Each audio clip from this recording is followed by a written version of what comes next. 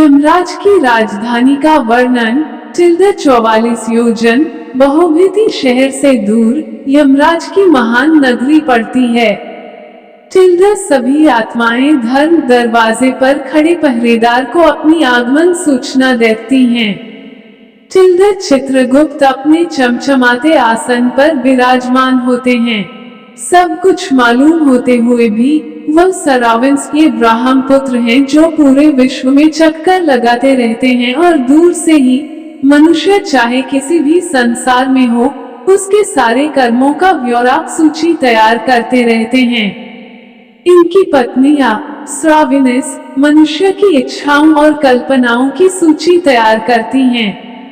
इस तरह मनुष्य के सब अच्छे बुरे कर्मों की सूची तैयार होती है और यह जानकारी चित्रगुप्त के पास जाती है। टिप्पणी प्राचीन काल में बायोचिप का ज्ञान न होने के कारण ऐसा उल्लेख करके मनुष्य को एक भ्रम में रखा गया है।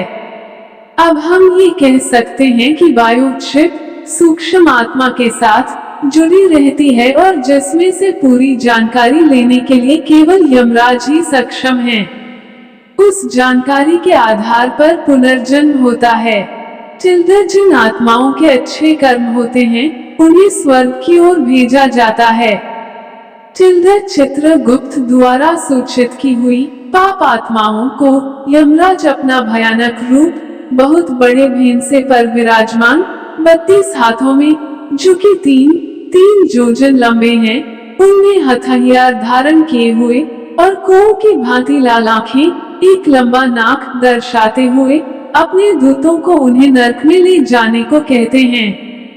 21 महान भयानक नरकों में उनको यातनाएं दी जाती हैं। इस तरह अनेक यातनाएं सहन कर मनुष्य शुद्ध आत्मा के साथ फिर दूसरा जन्म लेता है।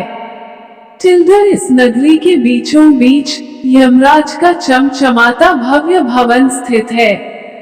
ये 200 योजन लंबा और 50 योजन ऊंचा है। इसके अंदर अलौकिक सभा कक्ष है।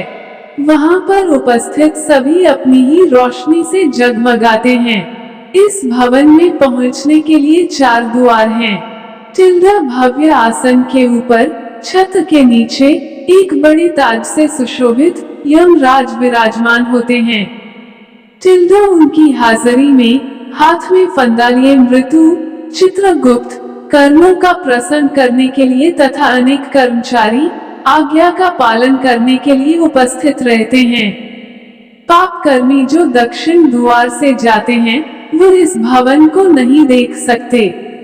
पूर्वी द्वार साधु महात्मा देवी देवताओं को पूजने वाले जो यात्रियों को छाया की व्यवस्था प्रदान करवाते हैं, क्रोध और लालच से वंचित माता पिता की सेवा करने वाले, गौ तिल धरती का टुकड़ा आदि का दान, धार्मिक ग्रंथों का मनन अथवा सुनना, शुद्ध वृत्ति वालों की आत्माएं इस भवन में प्रवेश कर पाती हैं। उत्तर द्वार पीले संदल के वृक्षों से महकता हुआ ये रास्ता वेदों के ज्ञाता मेहमानों का आदर सत्कार, देवी दुर्गा को पूजने वाले, शुभ कार्य करते हुए गति प्राप्त करना, बनारस में मृत्यु योग विद्या ग्रहण करते गति पाना, दुर्घटना वश पवित्र जल में डूब जाना, दान पुण्य करने वाले इस रास्ते से सभा भवन में प्रवेश करते हैं। पश्चिम द्वार हीरे मोतियों से संपन्न सुगंधित रास्ते पर धार्मिक ग्रंथों के कथित अनुसार कार्य करना, शिव और विष्णु भगवान की पूजा करना, गायत्री मंत्र का उच्चारण, दूसरों के धन की चाहत न करना, गृहस्थ जीवन को कलंकित न करना, वचनों को निभाना, सबके सुख की चेष्टा करना, पूर्वजों के श्राद्ध करना, बुरी संगत से दूर रहना, वह अमृत को पीते हुए सभा भवन में प्रवेश करते हैं।